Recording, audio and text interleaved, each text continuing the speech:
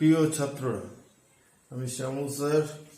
আমি তোমাদের class 11-এর atomic স্ট্রাকচারের পরের অংশটুকু নিয়ে হাজির হয়েছি। আগের দিনে আমরা কোয়ান্টাম সংখ্যা নিয়ে আলোচনা করছিলাম। সেখানে আমরা আলোচনা করেছিলাম গৌণ কোয়ান্টাম সংখ্যা সম্পর্কে এবং ঘূর্ণন কোয়ান্টাম সংখ্যার কিছুটা অংশ আমরা আলোচনা করেছিলাম। আজকে আমরা সেই জায়গাটা থেকেই শুরু করছি। তো তার আগে একটু বলে নিই যে চুম্বকীয় কোয়ান্টাম সংখ্যা, সেটি চুম্বকীয় কোয়ান্টাম সংখ্যা এবং গৌণ কোয়ান্টাম সংখ্যা, এটা নিয়ে আলোচনা করছিলাম। আমরা গৌণ কোয়ান্টাম সংখ্যা শেষ করেছিলাম এবং চুম্বকীয় কোয়ান্টাম সংখ্যা নিয়ে আলোচনা করছিলাম। ঘূর্ণন কোয়ান্টাম সংখ্যা না, চুম্বকীয় কোয়ান্টাম সংখ্যা নিয়ে আলোচনা করছিলাম। চুম্বকীয় কোয়ান্টাম সংখ্যা আমরা পরে আলোচনা করছি। তো আগের দিনে আমরা ম্যাগনেটিক কোয়ান্টাম নাম্বারের কিছুটা অংশ বলেছিলাম, আলোচনা করেছিলাম। সেই জায়গাটা থেকেই আমি শুরু করছি। আমি বলেছিলাম যে নিউক্লিয়াসকে বেষ্টন করে যখন ইলেকট্রনগুলো ঘুরে, তখন তাদের যে চুম্বকীয় প্রকৃতি, অর্থাৎ চুম্বকীয় যে প্রকৃতি যে কোয়ান্টাম সংখ্যার সাহায্যে জানা যায়, তাকে বলা হয় ম্যাগনেটিক কোয়ান্টাম নাম্বার বা চুম্বকীয় কোয়ান্টাম সংখ্যা। একে এম দ্বারা প্রকাশ করা হয়, আগের দিন বলেছিলাম। এবং এই এম এর মান এল এর মানের উপরে নির্ভর করে। এল এর একটি নির্দিষ্ট মানের জন্য এম এর মান -L থেকে 0 সহ +L পর্যন্ত হয়, এটা আমরা বলেছিলাম। এবং এল এর মোট মান, অর্থাৎ এল এর একটি নির্দিষ্ট মানের জন্য এম এর মোট মান হয় 12+1, এটাও বলেছিলাম। এবং এম এর মোট মান আমরা পাই 12+1 দিয়ে।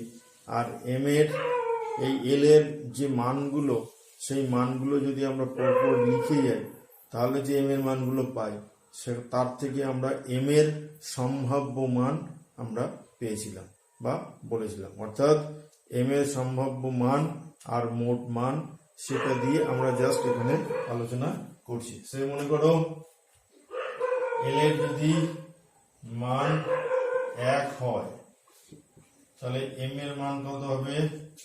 m = আমি বলেছি -1 0 +1।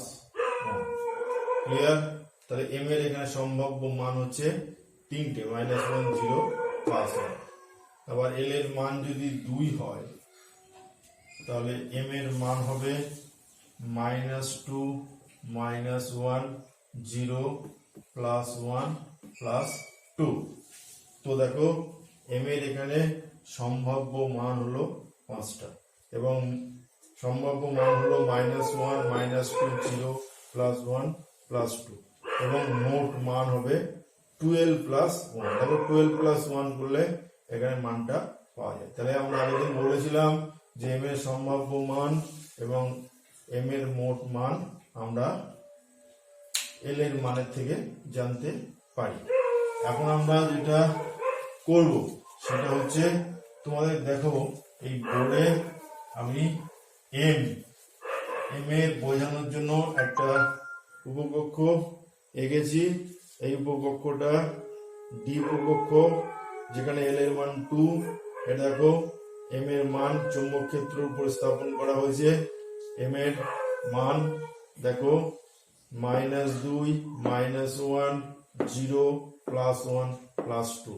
এটা দেখো চৌম্বক ক্ষেত্রের যারা বিপরীত দিকে থাকে, অর্থাৎ নেগেটিভ দিকে থাকে, দেখো সেখানটা মাইনাস দিয়ে প্রকাশ করা হয়েছে।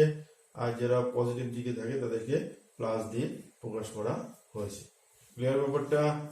তো এখন আমরা এই এম এর তাৎপর্য পড়ব, অর্থাৎ চুম্বকীয় কোয়ান্টাম সংখ্যার তাৎপর্য, অর্থাৎ চুম্বকীয় কোয়ান্টাম সংখ্যার সাহায্যে আমরা কি জানতে পারি। নাম্বার 1, এম এর মোট মান যত হবে, একটা উপকক্ষে কক্ষকের সংখ্যা ঠিক তত হবে। ক্লিয়ার ব্যাপারটা? আমি আবার বলছি, এম এর মোট মান যা হবে একটা উপকক্ষে কক্ষকের সংখ্যা তাই হবে। দেখা একটা উদাহরণ, জিনিসটা ক্লিয়ার হবে। সে মনে করো এল এর মান যদি 1 হয়, এল ইকুয়াল টু যদি 1 হয়, তাহলে এম এর মান কত হবে? -1 0 +1, অর্থাৎ এম এর সম্ভাব্য মান এটা হলো। তাহলে এম এর মোট মান কত?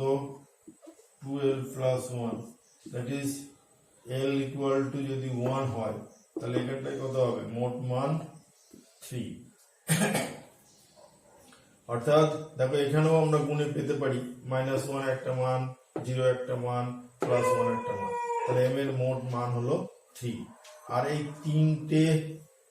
3 এখানে পেয়েছি আমরা, সুতরাং এটাই হচ্ছে উপকক্ষকের সংখ্যা, অর্থাৎ কক্ষকের সংখ্যা। এটা কক্ষকের সংখ্যা। এল সমান সমান কি উপকক্ষ নির্দেশ করে? এল ইজ ইকুয়াল টু যদি 1 হয়, তাহলে সেটা পি উপকক্ষ নির্দেশ করে। তাহলে পি উপকক্ষে মোট কক্ষকের সংখ্যা কত থাকে?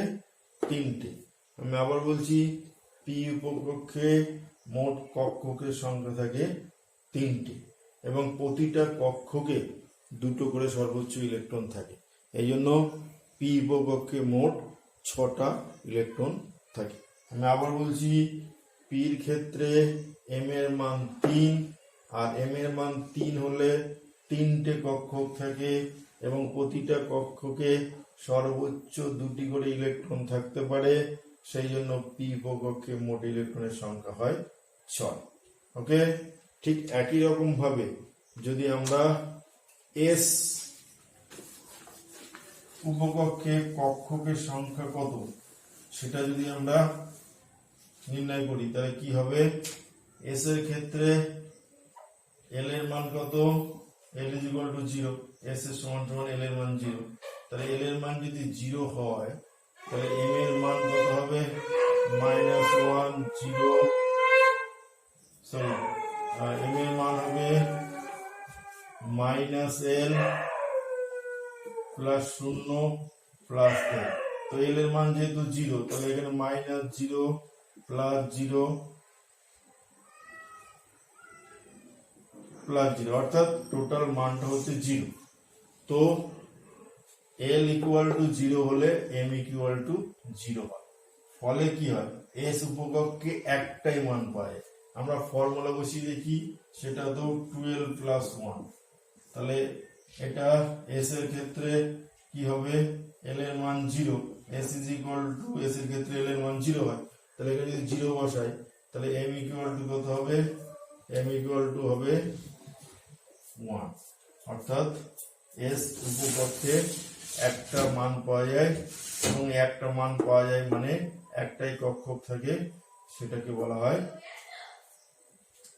সেটা একটাই কক্ষক থাকে এবং সেই কক্ষকে 2টো ইলেকট্রন থাকে। সুতরাং এস এ আমরা পেলাম, এস এ 2টো ইলেকট্রন থাকে, পি তে 6টা ইলেকট্রন থাকে। ক্লিয়ার ব্যাপারটা? কিভাবে পেলাম? যে কটা কক্ষক থাকবে সেই কক্ষকে সর্বোচ্চ 2টো করে ইলেকট্রন থাকে। তাহলে এস এ একটা কক্ষক থাকে 2টো ইলেকট্রন, পি তে 3টে কক্ষক থেকে 6টা ইলেকট্রন। ক্লিয়ার? ঠিক একই রকম ভাবে তোমাদের পরীক্ষায় দিতে পারে, প্রমাণ করো ডি উপকক্ষে মোট 10টা ইলেকট্রন থাকতে পারে। তার উত্তরটা আমি বলছি, কি উত্তর লিখতে হবে? প্রথমে লিখবে ডির ক্ষেত্রে এল এর মান 2, ডির ক্ষেত্রে এল ইকুয়াল টু 2, আর এল 2 হলে এম হবে -2 -1 0 +1 +2, দ্যাট ইজ এম এর মোট মান হবে 12 + 1, দ্যাট ইজ ইকুয়াল টু, এখানে যদি আমরা 2 বসাই তাহলে 5 হবে। আর এম এর মান যদি 5 হয়, তাহলে এই ডির ক্ষেত্রে এম এর মান 5 হলো, আর প্রতিটা তাহলে কটা মানে কক্ষক থাকবে? 5টা কক্ষক থাকবে। 5টা কক্ষক থাকবে, আর প্রতিটা কক্ষকে কটা করে ইলেকট্রন থাকে? 2টো করে। সুতরাং ডি উপকক্ষে মোট ইলেকট্রন সংখ্যা হবে 10টি। ক্লিয়ার? তো পরীক্ষায় তোমাদের যদি দেয় প্রমাণ করো ডি উপকক্ষে 10টা ইলেকট্রন থাকে। সেক্ষেত্রে তোমাদের লিখতে হবে যে ডির ক্ষেত্রে এল এর মান 2, আর এল এর মান 2 হলে এম এর মোট মান হয় 5, আর প্রত্যেকটা কক্ষ অর্থাৎ এম এ মান 5 হলে কক্ষকের সংখ্যা হবে 5, এবং প্রত্যেকটা কক্ষকে 2টো করে ইলেকট্রন থাকে। সুতরাং ডি উপকক্ষে মোট ইলেকট্রনের সংখ্যা হবে 5 × 2 = 10। ক্লিয়ার ব্যাপারটা? একই রকম ভাবে এফ উপকক্ষে মোট 14টা ইলেকট্রন থাকতে পারে, সেটা তোমরা নির্ণয় করবে। ক্লিয়ার ব্যাপারটা? তো আমরা চৌম্বকীয় কোয়ান্টাম সংখ্যা আমরা আলোচনা করলাম, এবং এই চুম্বকীয় কোয়ান্টাম সংখ্যার এবার তাৎপর্য আমরা পড়ব। 1 নম্বর, এই চুম্বকীয় কোয়ান্টাম সংখ্যার সাহায্যে আমরা জি ম্যান প্রভাব ব্যাখ্যা করতে পারি। 2 নম্বর, চুম্বকীয় কোয়ান্টাম সংখ্যার সাহায্যে ইলেকট্রনগুলো চুম্বকীয় প্রকৃতি অর্থাৎ ম্যাগনেটিক নেচার আমরা জানতে পারি। নাম্বার 3, একটা উপকক্ষে মোট কটা কক্ষক থাকে সেটাও আমরা এই এম এর মানের সাহায্যে জানতে পারি। ক্লিয়ার ব্যাপারটা? তো সুতরাং আমরা চুম্বকীয় কোয়ান্টাম সংখ্যা আলোচনা করলাম। এখন যেটা আমরা পড়ব সেটা হচ্ছে ঘূর্ণন কোয়ান্টাম সংখ্যা। তো আমরা 3টে কোয়ান্টাম সংখ্যা অলরেডি আলোচনা করে ফেলেছি।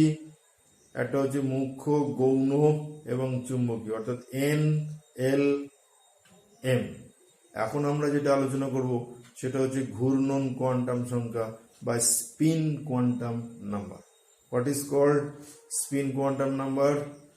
নিউক্লিয়াসকে বেষ্টন করে যখন ইলেকট্রনগুলো ঘোরে তখন তারা কেমন ভাবে ঘোরে, অর্থাৎ ঘূর্ণনের প্রকৃতি কিন্তু আমরা এই বাকি 3টে কোয়ান্টাম সংখ্যা দিয়ে জানতে পারছি না।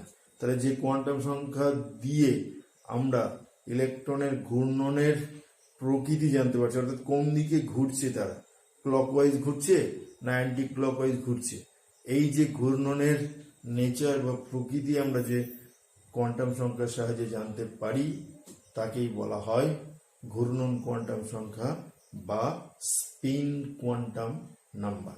Spin quantum number is denoted by S, that is S দ্বারা স্পিন কোয়ান্টাম নাম্বার আমরা ডিনোট করতে পারি।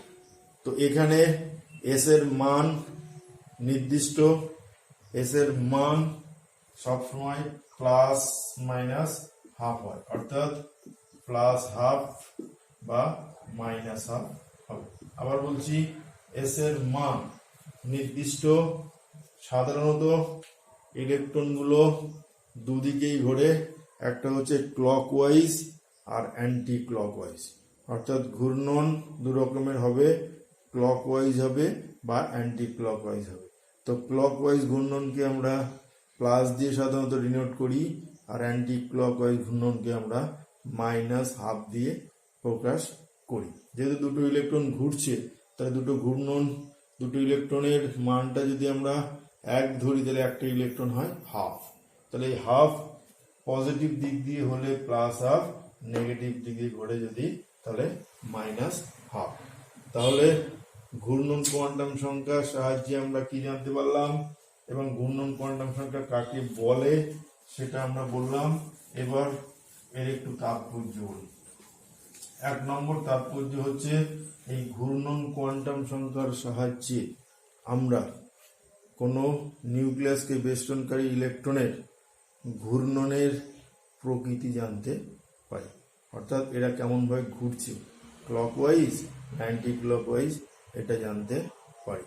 আর 2 নম্বর সবচেয়ে ইম্পর্টেন্ট যেটা, সেটা হচ্ছে এই ইলেকট্রনগুলো কিন্তু নিজ অক্ষের বা নিজে কক্ষপথে নিজেরা আবর্তন করে, মানে নিউক্লিয়াসকে বেষ্টন করে আবর্তন তো করেই, কিন্তু নিজ কক্ষপথেও তারা নিজের মধ্যে আবর্তন করে। এই আবর্তনের ক্ষেত্রে তাদের একটা কৌণিক ভরবেগের সৃষ্টি হয়, অর্থাৎ ইলেকট্রনগুলো যখন নিজ কক্ষপথে আবর্তন করে তাদের সেই নিজ কক্ষপথের কক্ষকজনিত ঘূর্ণনের মান, সেটাকে যদি আমরা এস দিয়ে প্রকাশ করি তাহলে S is equal to √s into s plus 1 into H by twice pi. ঠিক ওই গৌণ কোয়ান্টাম সংখ্যার মতনই এর মান, কিন্তু এটা ঘূর্ণনের প্রকৃতি, ইলেকট্রনগুলো যখন নিজ কক্ষপথে ঘোরে সেই ঘূর্ণনের প্রকৃতি সম্পর্কে আমরা এটা জানতে পারি। ওকে, তাহলে আমরা ঘূর্ণন কোয়ান্টাম সংখ্যা আলোচনা করলাম। তাহলে চারটে কোয়ান্টাম সংখ্যা সম্পর্কে আমরা আলোচনা করলাম, ব্রিফ ডিসকাশন করলাম। মানে ব্রিফ বলি আমরা, এবার এটা শর্টে বলি, মানে কোনগুলো আমরা আলোচনা করেছি। মুখ্য কোয়ান্টাম সংখ্যা দ্যাট ইজ এন, গৌণ কোয়ান্টাম সংখ্যা এল, চুম্বকীয় কোয়ান্টাম সংখ্যা এম এবং স্পিন কোয়ান্টাম নাম্বার এস। এই চারটে কোয়ান্টাম সংখ্যা আমরা আলোচনা করলাম। তো এই কোয়ান্টাম সংখ্যার সাহায্যে একটা ইলেকট্রন নিউক্লিয়াসকে বেষ্টন করে কেমন ভাবে ঘোরে তাদের পরিচয় বা আইডেন্টিটি বা প্রকৃতি আমরা জানতে পারি। এখন আমরা যেটা আলোচনা করব সেটা হচ্ছে অ্যাপ্লিকেশন অফ কোয়ান্টাম নাম্বার। এই কোয়ান্টাম সংখ্যার প্রয়োগ আমরা আলোচনা করব। তো প্রথমেই আমরা যে জিনিসটা আলোচনা করব সেটা হচ্ছে কোয়ান্টাম সংখ্যার মানগুলো দিয়ে আমি কতগুলো সেট তোমাদের বোর্ডে করছি সেইগুলো নিয়ে আলোচনা। তো আমরা এখন কোয়ান্টাম সংখ্যার প্রয়োগ নিয়ে আলোচনা করছি। দেখো বোর্ডে আমরা চারটে কোয়ান্টাম সংখ্যা লিখেছি এন, এল, এম, এস। তো এখানে আমি তোমাদের এখানে চারটে উদাহরণ আমি লিখেছি, 1, 2, 3, 4।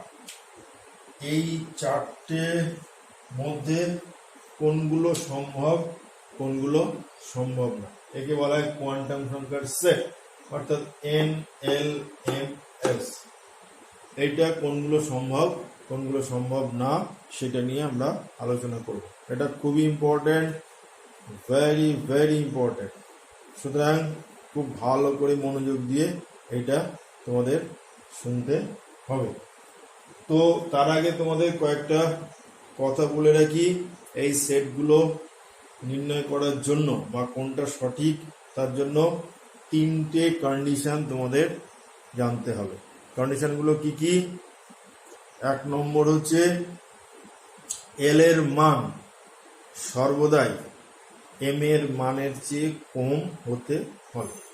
আমি আবারও বলছি, এল এর মান সর্বদাই এন এর মান অপেক্ষা কম হতে হবে, 1 নম্বর। 2 নম্বর, এল কখনো এম এর সমান হবে না। 3 নম্বর, এস এর মান সর্বদাই প্লাস হাফ অথবা মাইনাস হাফ হতে হবে। এই প্লাস হাফ বা মাইনাস হাফ বাদে এর অন্য কোনো মান হবে না। 4 নম্বর, যদি এল এর মান 0 হয় তাহলে এম এর মান অবশ্যই 0 হবে। আমি আবার বলছি, যদি এল এর মান 0 হয় তাহলে এম এর মানও অবশ্যই 0 হবে। তাহলে এই চারটে কন্ডিশন মেনটেন করলে তাহলে কোয়ান্টাম সংখ্যার সঠিক সেটটা আমরা পাবো। তো আমরা এবার বোর্ডে দেখি আলোচনা করে।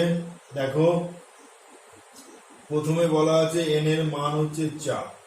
তো এন এর মান যদি 4 হয় তাহলে আমরা আগেই পড়েছি যে এল is equal two N minus 1 that is 3। সুতরাং এন এর মান যদি 4 হয় এল এর মান 3 হবে, ডেফিনেটলি সঠিক।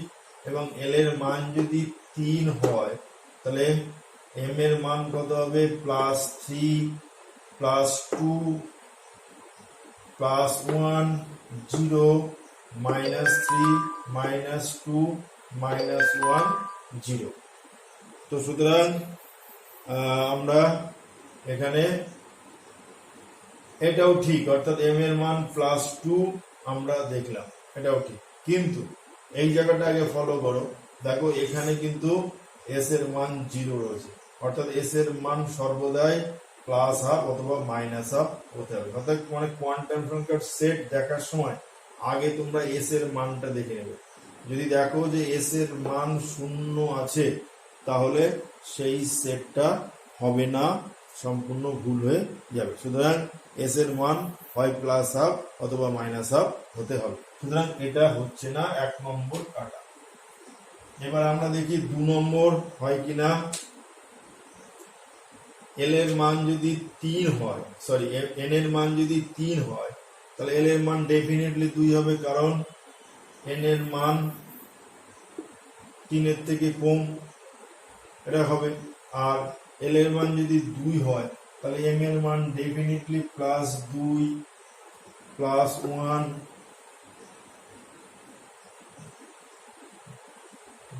0 প্লাস -1 -2 এই মানগুলো হবে। সুতরাং এটা ঠিক, এবং দেখো এটা এস এর মান প্লাস হাফ আছে, সুতরাং এটা কারেক্ট, মানে এটা ঠিক। 3 নম্বরটা দেখো, দেখো এখানে এস এর মান মাইনাস হাফ আছে, একদম ঠিক।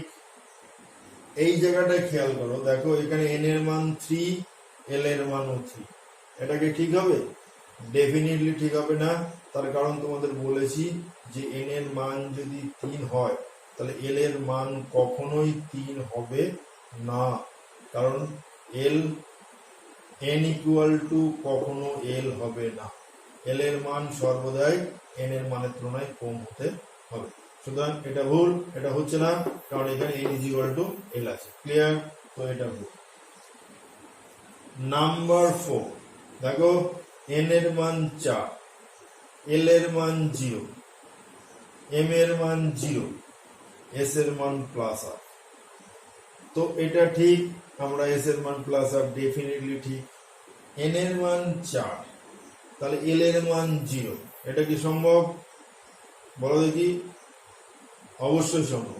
তার কারণ আমরা জানি যে যদি n সমান সমান 4 হয়, তাহলে l ইকুয়াল টু কি হবে? n minus 1 that's equal to 3। আর 3 মানে আমরা আগের দিন তোমাদের বলেছিলাম 3 মানে 0 1 2 3 এই মানগুলো হয়। তাহলে এই মানগুলোর মধ্যে আমরা এখানে 0 লিখেছি, ফলে n এর মান যদি 4 হয়, তাহলে l এর মান 0 হবে। ঠিক আছে? 0 হতে পারে, 1 হতে পারে, 2 হতে পারে, 3 হতে পারে, কিন্তু কখনোই 4 হবে না। তাহলে এটা ঠিক। আর একটা কন্ডিশন তোমাদের বলেছি যে এল এর মান যদি 0 হয়, তাহলে এম এর মান অবশ্যই 0 হবে। তাহলে দেখো এখানে এল এর মান 0, ডেফিনেটলি এম ও 0 আছে, সুতরাং এটাও সম্ভব। তাহলে এটাও সম্ভব, সুতরাং 4 নম্বরটা কারেক্ট। ক্লিয়ার ব্যাপারটা? কার কোনো সমস্যা হয়েছে? এই কোয়ান্টাম সংখ্যার সেট এইভাবে দেবে। তো তোমাদের প্র্যাকটিসের জন্য আর একটা উদাহরণ আমি তোমাদের দিচ্ছি, সেটা তোমরা খুব ভালো করে আমাকে বলো। দেখো আমি একটা উদাহরণ লিখছি। এই যে সেটটা, দ্যাট ইজ আমরা এটা যদি 5 বলি নাম্বার, তাহলে 5 নম্বর যেটা আমরা লিখেছি, এটা কি সম্ভব কি সম্ভব না? বলো দেখি। ডেফিনেটলি সম্ভব না। তার কারণ আমরা অলরেডি দেখেছি এন এর মান যদি 4 হয়, এল এর মান 0 অবশ্যই হতে পারে, আমরা একটু আগে দেখালাম। এস এর মান প্লাস হাফ আছে, এটাও ঠিক। কিন্তু আমরা যে শর্তটা আরেকটা বলেছি যে এল এর মান 0 হলে এম এর মান অবশ্যই 0 হবে, কিন্তু এখানে দেখো এল এর মান 0, এম এর মান প্লাস 1, সুতরাং এই সেটটা ইম্পসিবল, মানে অসম্ভব, এটা হবে না। তো আমরা কোয়ান্টাম সংখ্যার সেটের প্রয়োগগুলো তোমাদের বললাম। এইবারে আমরা যেটা আলোচনা করব সেটা হচ্ছে অরবিটাল এবং অরবিট, অর্থাৎ কক্ষক এবং কক্ষ। তো কক্ষক কাকে বলে? নিউক্লিয়াসকে বেষ্টন করে যখন একটা ইলেকট্রন ঘোরে, তখন যে ত্রিমাত্রিক অঞ্চলে ওই ইলেকট্রনটা থাকার সম্ভাবনা সবচেয়ে বেশি, সেই ত্রিমাত্রিক অঞ্চলটাকেই বলা হয় অরবিটাল বা কক্ষক। আমি আবার বলছি, নিউক্লিয়াসকে বেষ্টনকারী একটি ইলেকট্রন যে ত্রিমাত্রিক তলে সবচেয়ে বেশি থাকার সম্ভাবনা আছে সেই ত্রিমাত্রিক তলটাকেই বলা হয় অরবিটাল বা কক্ষক। দেখা একটা উদাহরণ, সে মনে করো এটা একটা নিউক্লিয়াস, এই নিউক্লিয়াসকে বেষ্টন করে একটা ইলেকট্রন ঘুরছে, তাহলে ইলেকট্রন ঘুরলে তার একটা তড়িৎ ক্ষেত্র তৈরি হয় বা একটা ইলেকট্রিক ফিল্ড তৈরি হয়। একটা ইলেকট্রিক ফিল্ড মনে করো এই যে ইলেকট্রনটা এইভাবে এই অঞ্চলে তার থাকার সম্ভাবনা বেশি। এই অঞ্চলটা তোমায় দেখালাম, ইলেকট্রন ক্লাউড করে দেখালাম।